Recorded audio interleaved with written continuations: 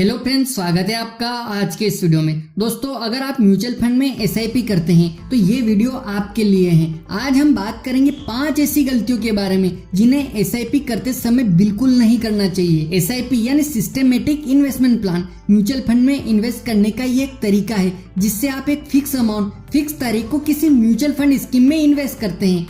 SIP के बदले आपको म्यूचुअल फंड्स की यूनिट अलॉट होती है। वहीं म्यूचुअल फंड में एसआईपी के अलावा एक और तरीका होता है जिसे हम कहते हैं लमसम इन्वेस्टमेंट, यानी कि जब आप एक मुश्त पैसा किसी म्यूचुअल फंड स्कीम में इन्वेस्ट कर देते हैं। दोस्तों, म्यूचुअल फंड की स्कीम में जब आप एसआईपी करते हो तो उससे पहले आपको 5 बातों का ध्यान रखना चाहिए, वरना आपका लाखों रुपए का नुकसान हो सकता है। तो चलिए जानते हैं वो 5 बातें। तो पहला पॉइंट है फाइनेंशियल गोल और टाइम ड्यूरेशन। दोस्तों, म्यूचुअल फंड में एसआईपी करने से पहले आपको अपने फाइनेंशियल गोल का पता होना चाहिए कि आप किस लिए और कितने समय के लिए इन्वेस्टेड रहना चाहते हैं, कि आपका गोल क्या है। बच्चे की पढ़ाई के लिए, शादी के लिए, घर खरीदना चाहते हैं या फिर रिटायरमेंट के लिए। जो भी फाइनेंशियल गोल आप रखते हैं उसे सामने रखकर ही निवेश करना चाहिए। फाइनेंशियल गोल और गोल पूरा करने के लिए आपके पास कितना समय है, उसके बेस पर ही आप म्यूचुअल फंड स्कीम और एसआईपी की रकम को तय करें। दूसरा पॉइंट ये है कि अपने जोखिम उठाने की क्षमता को पहचानें। म्यूचुअल फंड में एसआईपी करने से पहले आपको अपने रिस्क टेकिंग एबिलिटी यानी जोखिम उठाने की क्षमता का पता जरूर होना चाहिए। कौन सी म्यूचुअल फंड स्कीम किस तरह के असेट में इन्वेस्ट करती है, इसके आधार पर म्यूचुअल फंड स्कीम को 3 भागों में बांटा जाता है: लो, मीडियम और हाई रिस्क। अपने निवेश पर कम रिस्क चाहने वाले लोग डेट म्यूचुअल फंड जैसा ऑप्शन चुनते हैं। थोड़ा बहुत रिस्क उठाने की क्षमता है तो आप बैलेंस फंड लेते हैं जिसमें आपको इक्विटी और डेट दोनों का मिक्स रूप मिलता है, या फिर लार्ज कैप इक्विटी के फंड मिलते हैं। जबकि ज्यादा रिटर्न पाने के लिए आप ज्यादा रिस्क उठाने के लिए रेडी हैं तो आप स्मॉल कैप या थीमेटिक फंड में एसआईपी कर सकते हैं। दोस्तों, अब आते हैं तीसरे पॉइंट पर जिसका आपको ध्यान रखना है, और वह है सही म्यूचुअल फंड स्कीम का सिलेक्शन।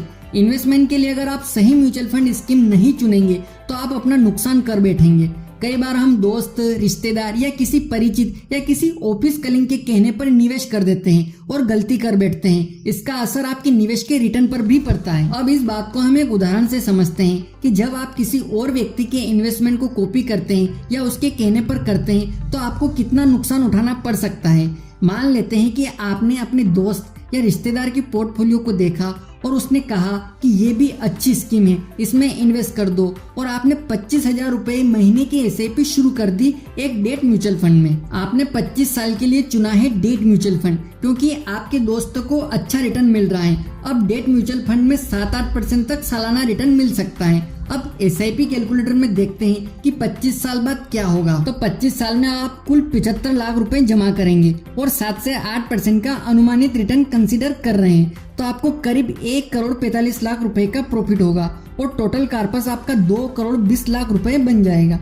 दोस्तों, 25 साल एक बहुत ही लंबा समय होता है और इतने लंबे समय के लिए इक्विटी म्यूचुअल फंड को चुनना बेहतर होगा, ना कि डेट म्यूचुअल फंड स्कीम को। दोस्तों, इक्विटी म्यूचुअल फंड में लॉन्ग टर्म में 12% तक का सालाना रिटर्न आपको मिल सकता है। यह रिटर्न इससे ज्यादा भी हो सकता है। कई फंड्स ने तो 15 से 16% का रिटर्न दिया है। अगर आपने अपने दोस्त के इन्वेस्टमेंट पोर्टफोलियो को कॉपी नहीं किया होता और इक्विटी म्यूचुअल फंड स्कीम को चुना होता तो आपका रिटर्न बेहतर होता। और कितना होता तो इसको एसआईपी कैलकुलेटर में कैलकुलेट करके देखते हैं। अगर आप 25,000 रुपए की एसआईपी 25 साल के लिए करते हैं तो आपका इन्वेस्टमेंट 75 लाख रुपए का होगा। अब इसमें हम 12% का अनुमानित रिटर्न मान रहे हैं और इसको कैलकुलेट करते हैं तो आपको जो प्रॉफिट होता है वो 4 करोड़ रुपए होगा और टोटल कार्पस 4 करोड़ 74 लाख रुपए से भी ज्यादा का बन जाएगा। तो इस प्रकार गलत म्यूचुअल फंड स्कीम चुनने से आपका रिटर्न 2.5 करोड़ से भी ज्यादा का कम हो गया है, यानी निवेश भी किया और पूरा फायदा भी नहीं मिल पाया। इसलिए सही म्यूचुअल फंड स्कीम को चुनना जरूरी होता है। तो कभी भी किसी की सलाह पर या किसी के निवेश को कॉपी करने से बचे।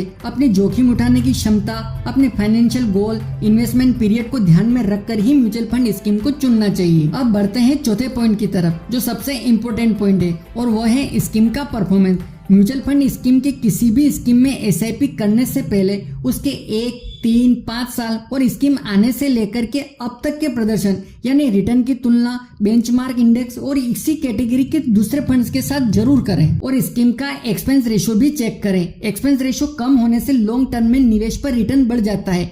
एक्सपेंस रेशियो यानी कंपनी आपके फंड को मैनेज करने के लिए एक फीस वसूलती है, वही कहलाता है एक्सपेंस रेशियो। अब पांचवी और आखिरी बात सबसे अहम है कि बाजार के उतार चढ़ाव से घबराए नहीं। एसआईपी करने से पहले आपको ये बात समझनी होगी कि बाजार में उतार चढ़ाव होगा और इस आधार पर निवेश भी ऊपर नीचे होगा, तो इससे आपका इन्वेस्टमेंट भी ऊपर नीचे होगा। तो बाजार के उतार चढ़ाव से घबरा कर ऐसा न करे कि एसआईपी को रोक दे और पैसे निकाल दे या निवेश जारी रखे या नहीं, तो घबरा कर म्यूचुअल फंड स्कीम से पैसा निकालना आपको भारी नुकसान करवा सकता है।